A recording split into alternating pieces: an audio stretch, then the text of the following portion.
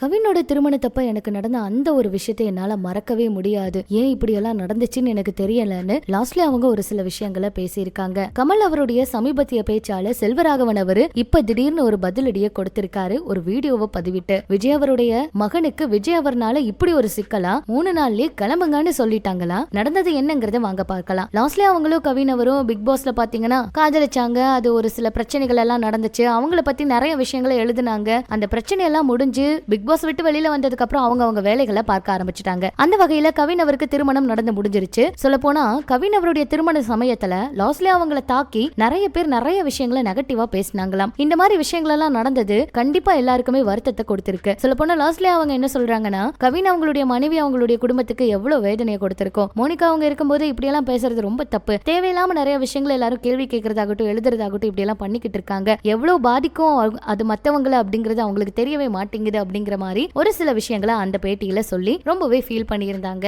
ஆனா அந்த நெகட்டிவான விஷயங்கள் எல்லாம் கடந்து வர நான் ரொம்ப சிரமப்பட்ட அந்த திருமண சமயத்துல அப்படின்னு தனக்கு நடந்த அப்படிப்பட்ட விஷயங்கள் எல்லாம் லாஸ்ட்ல அவங்க சொல்லியிருந்தாங்க. இப்படி இது ஒரு பக்கம் இருக்க, சமீபத்துல கமல் அவர் பேசின ஒரு சில விஷயங்களால சமூக வலைதளத்துல நிறைய பரபரப்பு ஏற்பட்டு இருக்கு. சொல்ல போனா அமரன் படம் மிகப்பெரிய ஹிட் அப்படின்னு சொல்லலாம். சாய் பல்லவி அவங்க என்ன சந்திக்க வந்தப்ப இன்னும் ரவுடி பேபியாவே என்ன பாக்குறாங்கன்னு என்கிட்ட வருத்தப்பட்டாங்க. ஆனா நீங்க ரவுடி பேபி மட்டும் இல்லன்னு எனக்கு தெரியும். நீங்க நடிச்ச படங்கள் பேசப்படவில்லை அப்படின்னாலும் உங்க நடிப்பு பேசப்பட்டுச்சு. நான் படத்தோட பெயர் சொல்ல விரும்பல, ஏன்னா படம் ஓடல, உங்களோட நடிப்பு பேசப்பட்டுச்சு அப்படின்னா படத்தை எடுத்தவங்க ரொம்ப கவலைப்படுவாங்க அப்படிங்கிற மாதிரி அவரு சொல்லியிருந்தாரு. இதுக்கு செல்வராகவன் அவர் இப்ப பதிலடி கொடுக்கிற மாதிரி திடீர்னு மாரி படத்தை, அதாவது தனுஷ் அவருடைய மாரி படத்தை குறிப்பிட்டு தான் இப்படி கமல் சார் பேசினாங்க அப்படிங்கிறது நிறைய பேர் சமூக வலைதளத்துல பேசுறதுனால இதுக்கு ஒரு பதிலடி கொடுக்கிற மாதிரி அவருடைய சமூக வலைதள பக்கத்துல ஒரு வீடியோ பதிவிட்டிருக்காரு. அதுல முள்ளும் மலரும் படத்துல ரஜினி அவர் பேசுற மாதிரி 2 கையும் காலும் இல்லனா கூட இந்த காளி பொழைச்சுக்குவான் சார், கெட்ட பையன் சார் இந்த காளி அப்படிங்கிற மாதிரி ஒரு வீடியோவை ஷேர் பண்ணிருக்காரு. கமல் சாருக்கு தாங்க அந்த பதிலடி அப்படிங்கிற மாதிரி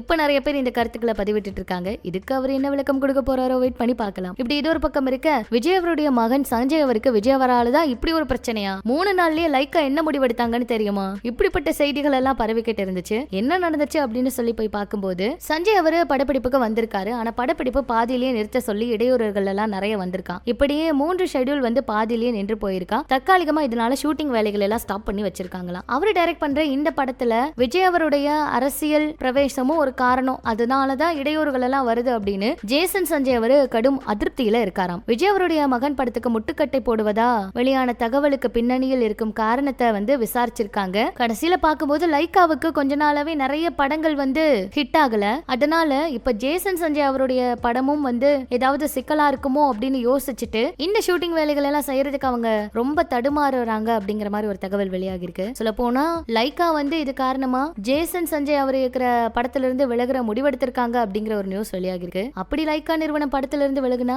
முக்கிய தயாரிப்பு நிறுவனம் ஒன்று ஜேசன் சஞ்சயோட கை கோர்க்கிற முடிவுல இருக்காங்க அப்படிங்கிற மாதிரியும் சொல்றாங்க. இந்த நிலையில சுமூக முடிவெல்லாம் எடுத்திருக்காங்கன்னு ஒரு சில விஷயங்கள் வெளியாகி இருக்கு. ஆனா உண்மையா என்ன நடந்துச்சு அப்படிங்கறதெல்லாம் வெயிட் பண்ணி பார்த்தாதாங்க தெரியும். இதெல்லாம் பற்றி உங்களோட கருத்துக்களை சொல்லுங்க. இன்னும் இது போல நிறைய சினிமா தகவல்களை தெரிஞ்சுக்க மறக்காம நம்ம சேனல் கூட இணைஞ்சிருங்க.